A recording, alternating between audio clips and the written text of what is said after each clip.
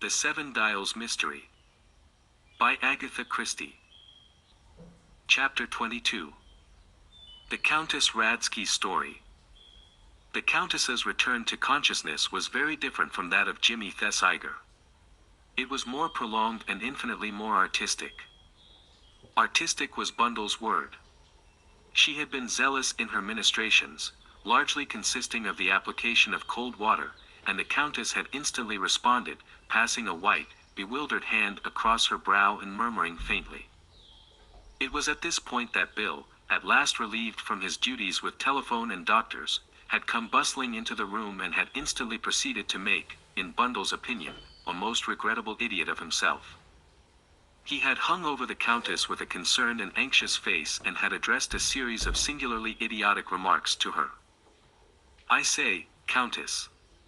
It's all right. It's really all right. Don't try to talk. It's bad for you. Just lie still. You'll be all right in a minute. It'll all come back to you. Don't say anything till you're quite all right. Take your time. Just lie still and close your eyes. You'll remember everything in a minute. Have another sip of water. Have some brandy. That's the stuff. Don't you think, Bundle, that's some brandy?" "For God's sake, Bill, leave her alone," said Bundle crossly. "She'll be all right." And with an expert hand she flipped a good deal of cold water onto the exquisite makeup of the Countess's face. The Countess flinched and sat up. She looked considerably more wide awake. "Ah," she murmured. "I am here. Yes, I am here." "Take your time," said Bill. "Don't talk till you feel quite all right again." The Countess drew the folds of a very transparent negligee closer around her. "It is coming back to me," she murmured. "Yes, it is coming back." She looked at the little crowd grouped around her. Perhaps something in the attentive faces struck her as unsympathetic. In any case she smiled deliberately up at the one face which clearly displayed a very opposite emotion. "Ah, my big Englishman," she said very softly, "do not distress yourself. All is well with me." "Oh. I say, but are you sure?" demanded Bill anxiously. "Quite sure." She smiled at him reassuringly. "We Hungarians, we have nerves of steel." A look of intense relief passed over Bill's face. A fatuous look settled down there instead, a look which made Bundle earnestly long to kick him. "Have some water," she said coldly. The Countess refused water. Jimmy, kindlier to beauty in distress, suggested a cocktail. The Countess reacted favorably to this suggestion. When she had swallowed it, she looked round once more, this time with a livelier eye. "Tell me, what has happened?" she demanded briskly. "We were hoping you might be able to tell us that," said Superintendent Battle. The Countess looked at him sharply. She seemed to become aware of the big, quiet man for the first time. "I went to your room," said Bundle. "The bed hadn't been slept in and you weren't there." She paused, looking accusingly at the Countess. The latter closed her eyes and nodded her head slowly. "Yes, yes, I remember it all now. Oh, it was horrible." She shuddered. "Do you want me to tell you?" Superintendent Battle said, "If you please," at the same moment that Bill said, "Not if you don't feel up to it." The Countess looked from one to the other, but the quiet, masterful eye of Superintendent Battle won the game. "I could not sleep," began the Countess. "The house, it oppressed me. I was all, as you say, on wires, the cat on the hot bricks. I knew that in the state I was in it was useless to think of going to bed. I walked about my room. I read. But the books placed there did not interest me greatly. I thought I would come down here and find something more absorbing." "Very natural," said Bill. "Very often done, I believe," said Battle. "So as soon as the idea occurred to me, I left my room and came down. The house was very still." "Excuse me," interrupted the superintendent, but can you give me an idea of the time when this occurred?" "I never know the time," said the Countess superbly, and swept on with her story. "The house was very quiet. One could even hear the little mouse run, if there had been one. I come down the stairs, very quietly. Very quietly. Naturally, I do not want to disturb the household," said the Countess reproachfully. "I come in here.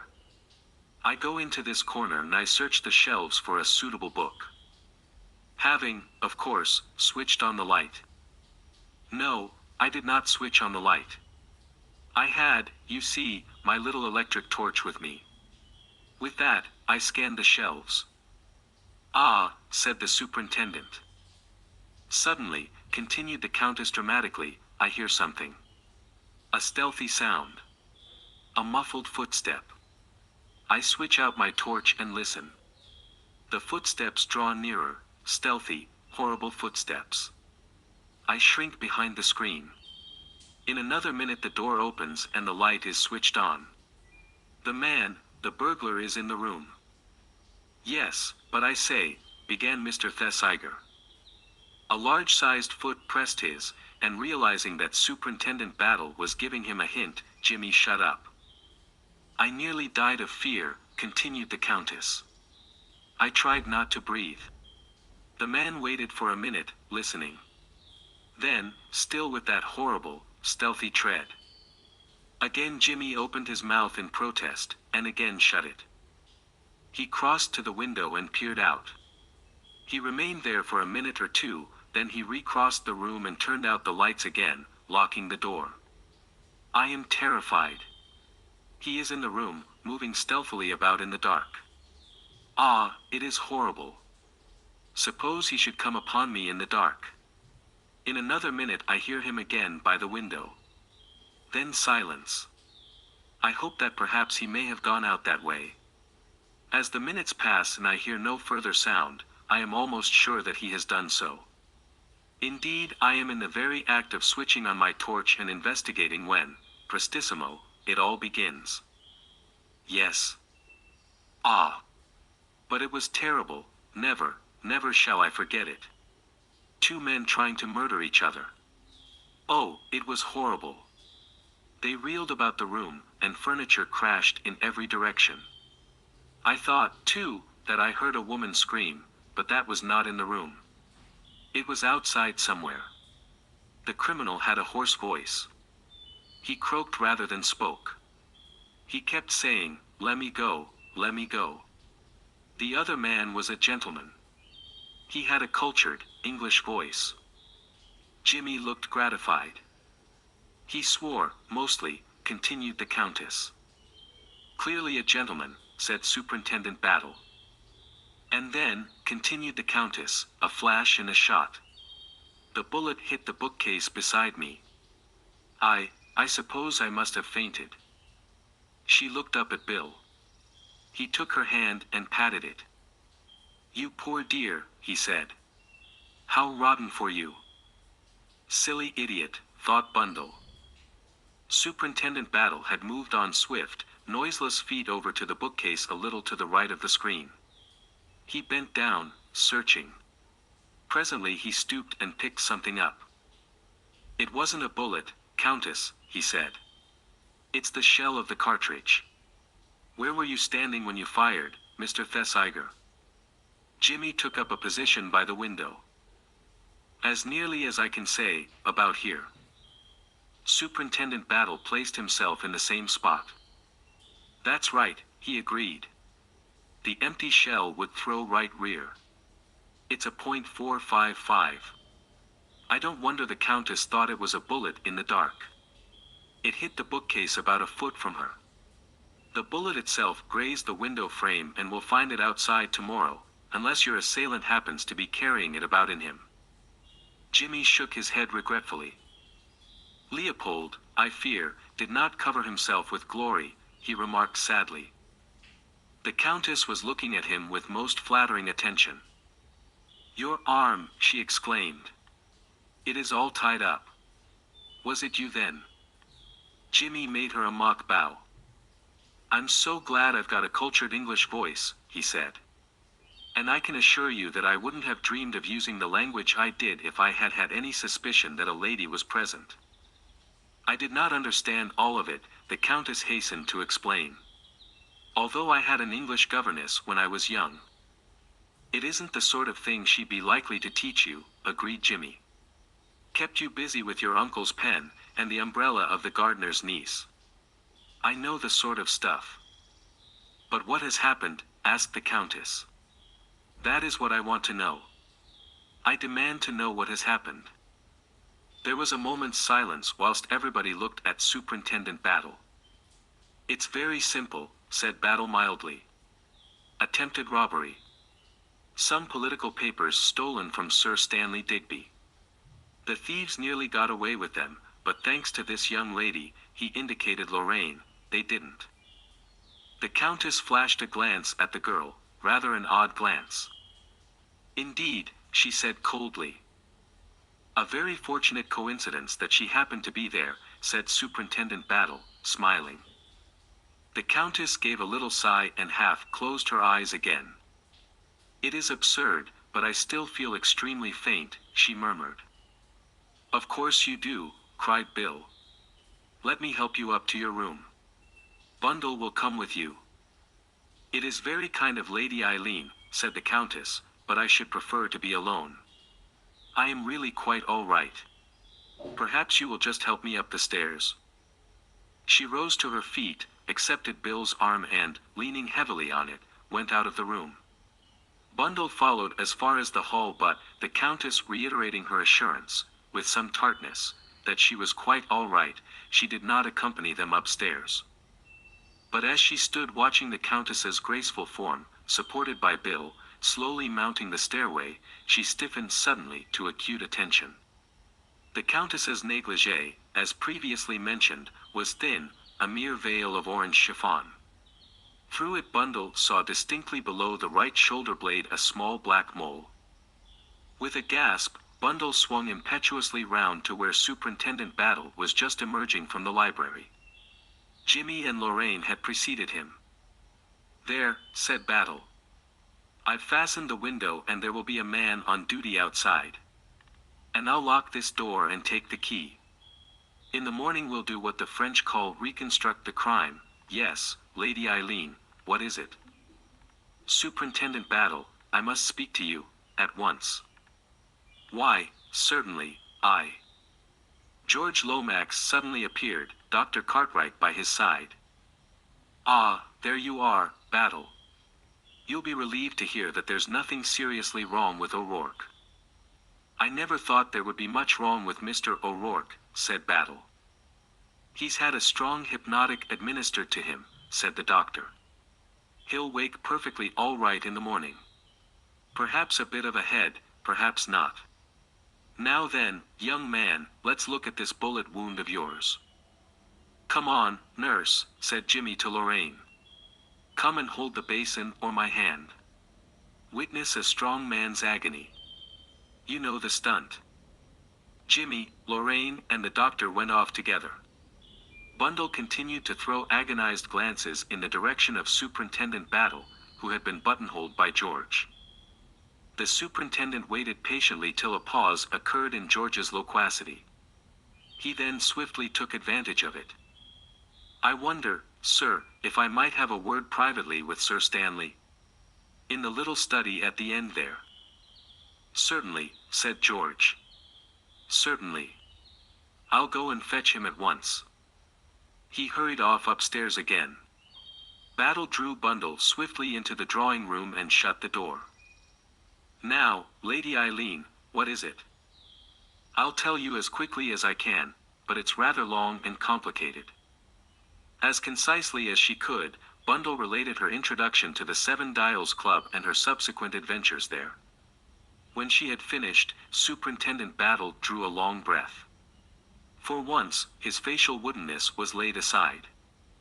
Remarkable, he said. Remarkable. I wouldn't have believed it possible, even for you, Lady Eileen. I ought to have known better. But you did give me a hint, Superintendent Battle. You told me to ask Bill Eversley. It's dangerous to give people like you a hint, Lady Eileen. I never dreamt of your going to the lengths you have. Well, it's all right, Superintendent Battle. My death doesn't lie at your door. Not yet, it doesn't, said Battle grimly. He stood as though in thought, turning things over in his mind. What Mr. Thesiger was about, letting you run into danger like that, I can't think, he said presently. He didn't know till afterwards, said Bundle. I'm not a complete mug, Superintendent Battle. And anyway, he's got his hands full looking after Miss Wade. Is that so? Said the superintendent. Ah. He twinkled a little. I shall have to detail Mr. Eversley to look after you, Lady Eileen. Bill, said Bundle contemptuously.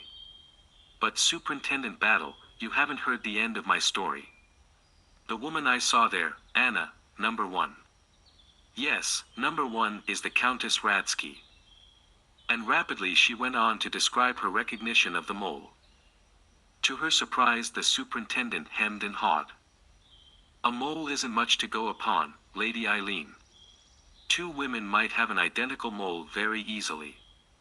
You must remember that the Countess Radzky is a very well-known figure in Hungary. Then this isn't the real Countess Radzky. I tell you I'm sure this is the same woman I saw there. And look at her tonight, the way we found her. I don't believe she ever fainted at all. Oh, I shouldn't say that, Lady Eileen. That empty shell striking the bookcase beside her might have frightened any woman half out of her wits. But what was she doing there anyway? One doesn't come down to look for a book with an electric torch. Battle scratched his cheek. He seemed unwilling to speak. He began to pace up and down the room, as though making up his mind. At last he turned to the girl. See here, Lady Eileen, I'm going to trust you. The Countess's conduct is suspicious. I know that as well as you do. It's very suspicious, but we've got to go carefully. There mustn't be any unpleasantness with the embassies. One has got to be sure. I see. If you were sure. There's something else. During the war, Lady Eileen, there was a great outcry about German spies being left at large. Busybodies wrote letters to the papers about it. We paid no attention. Hard words didn't hurt us. The small fry were left alone. Why? Because through them, sooner or later, we got the big fellow, the man at the top. You mean? Don't bother about what I mean, Lady Eileen. But remember this. I know all about the Countess. And I want her let alone. And now, added Superintendent Battle ruefully, I've got to think of something to say to Sir Stanley Digby. Chapter 23. Superintendent Battle in charge. It was 10 o'clock on the following morning. The sun poured in through the windows of the library, where Superintendent Battle had been at work since 6. On a summons from him, George Lomax, Sir Oswald Coote and Jimmy Thesiger had just joined him, having repaired the fatigues of the night with a substantial breakfast.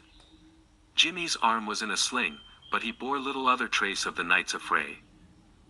The superintendent eyed all 3 of them benevolently, somewhat with the air of a kindly curator explaining a museum to little boys. On the table beside him were various objects, neatly labeled. Amongst them Jimmy recognized Leopold. Ah, Superintendent, said George, I have been anxious to know how you have progressed. Have you caught the man? He'll take a lot of catching, he will, said the superintendent easily. His failure in that respect did not appear to rankle with him. George Lomax did not look particularly well pleased. He detested levity of any kind. I've got everything taped out pretty clearly, went on the detective. He took up 2 objects from the table. Here we've got the 2 bullets. The largest is a .455, fired from Mr. Thesiger's Colt automatic. Grazed the window sash and I found it embedded in the trunk of that cedar tree. This little fellow was fired from the Mauser .25. After passing through Mr. Thesiger's arm, it embedded itself in this armchair here.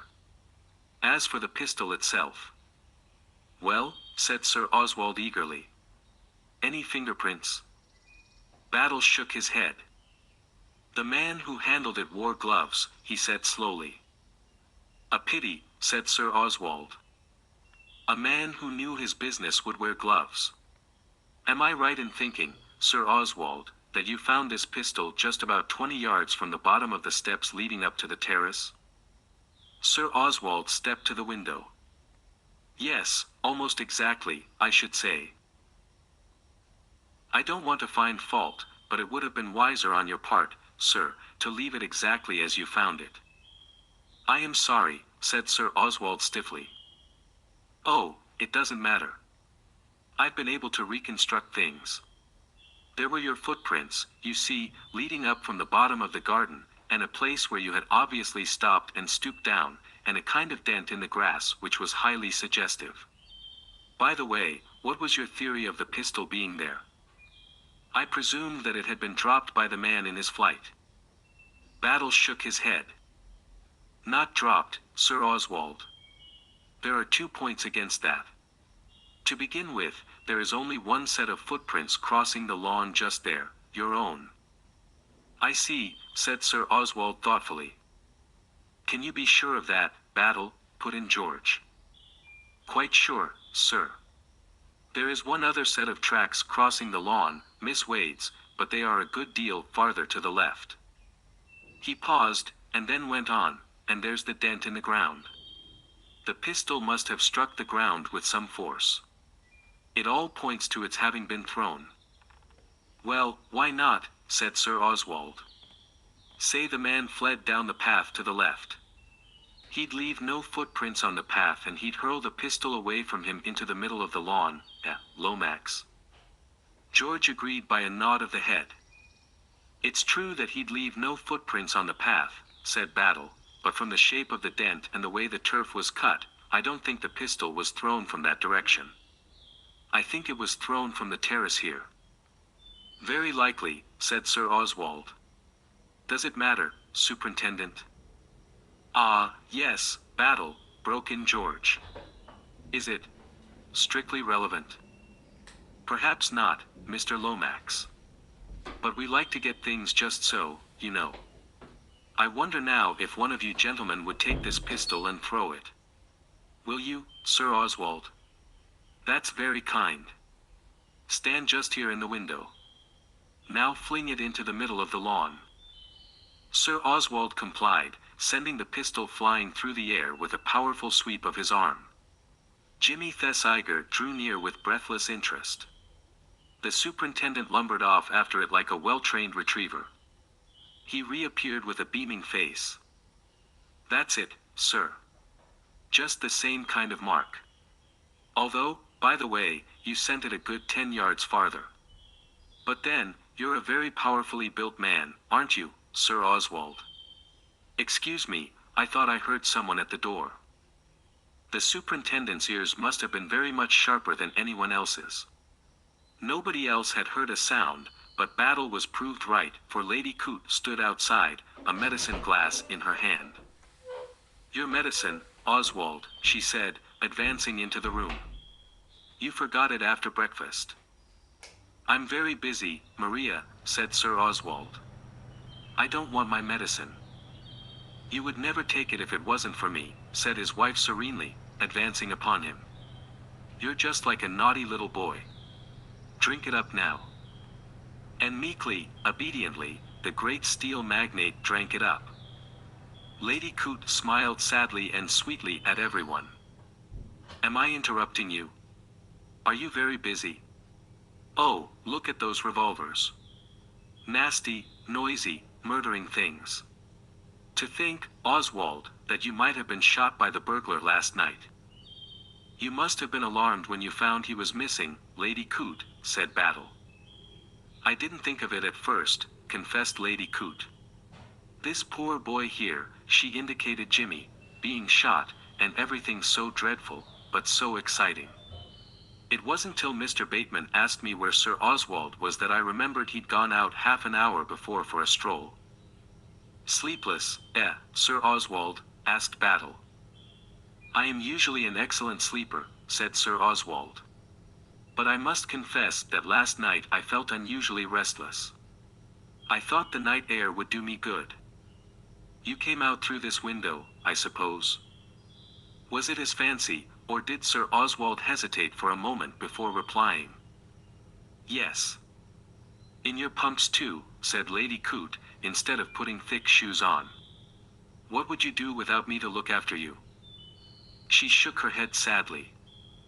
I think, Maria, if you don't mind leaving us, we have still a lot to discuss.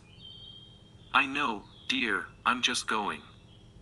Lady Coote withdrew, carrying the empty medicine glass as though it were a goblet out of which she had just administered a death potion. Well, Battle, said George Lomax, it all seems clear enough. Yes, perfectly clear. The man fires a shot, disabling Mr. Thesiger, flings away the weapon, runs along the terrace and down the gravel path. Where he ought to have been caught by my men, put in Battle. Your men, if I may say so, Battle, seem to have been singularly remiss. They didn't see Miss Wade come in. If they could miss her coming in, they could easily miss the thief going out. Superintendent Battle opened his mouth to speak, then seemed to think better of it. Jimmy Thesiger looked at him curiously. He would have given a lot to know just what was in Superintendent Battle's mind. Must have been a champion runner, was all the Scotland Yard man contented himself with saying. How do you mean, Battle? Just what I say, Mr. Lomax. I was round the corner of the terrace myself not 50 seconds after the shot was fired.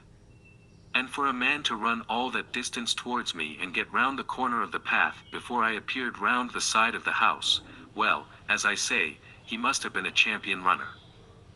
I am at a loss to understand you, Battle. You have some idea of your own which I have not yet grasped. You say the man did not go across the lawn, and now you hint. What exactly do you hint? That the man did not go down the path. Then in your opinion, where did he go? For answer, Superintendent Battle jerked an eloquent thumb upwards. Said George. The superintendent jerked harder than ever. George raised his head and looked at the ceiling. Up there, said Battle. Up the ivy again. Nonsense, Superintendent. What you are suggesting is impossible. Not at all impossible, sir. He'd done it once. He could do it twice. I don't mean impossible in that sense. But if the man wanted to escape, he'd never bolt back into the house.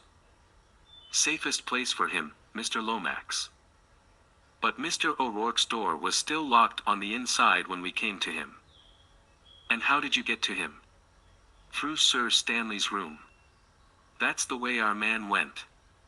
Lady Eileen tells me she saw the door-knob of Mr. O'Rourke's door move.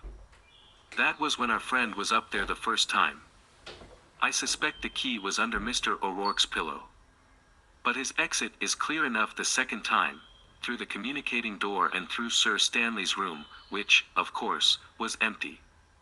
Like everyone else, Sir Stanley is rushing downstairs to the library. Our man's got a clear course.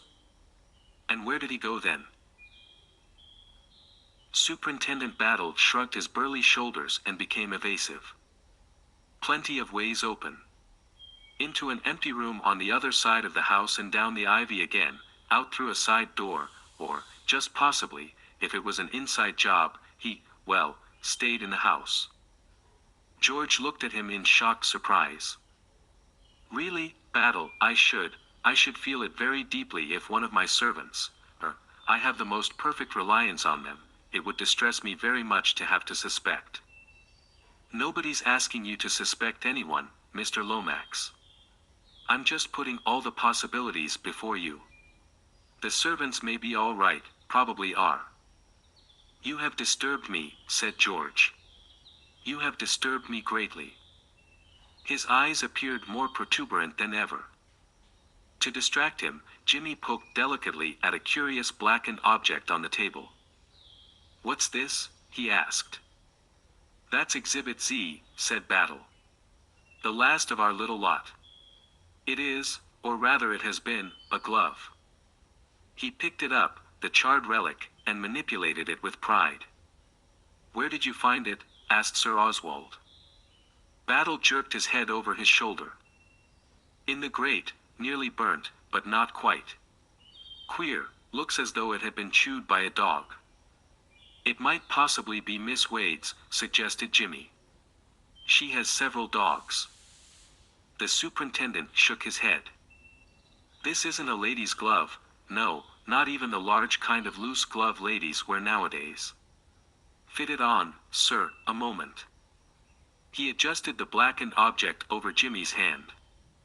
You see, it's large even for you.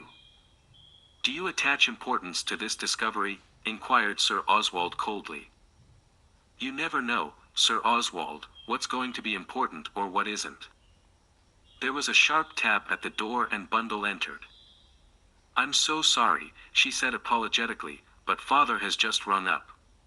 He says I must come home because everybody is worrying him. She paused. Yes, my dear Eileen, said George encouragingly, perceiving that there was more to come. I wouldn't have interrupted you, only that I thought it might perhaps have something to do with all this. You see, what has upset father is that one of our footmen is missing. He went out last night and hasn't come back. What is the man's name? It was Sir Oswald who took up the cross-examination. John Bower. An Englishman. I believe he calls himself a Swiss, but I think he's a German. He speaks English perfectly, though. Ah!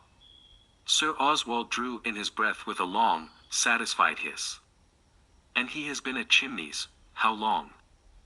Just under a month. Sir Oswald turned to the other two. Here is our missing man. You know, Lomax, as well as I do, that several foreign governments are after the thing. I remember the man now perfectly, tall, well-drilled fellow. Came about a fortnight before we left. A clever move. Any new servants here would be closely scrutinized, but at Chimneys, 5 miles away, he did not finish the sentence. You think the plan was laid so long beforehand? Why not? There are millions in that formula, Lomax. Doubtless Bower hoped to get access to my private papers at Chimneys, and to learn something of forthcoming arrangements from them.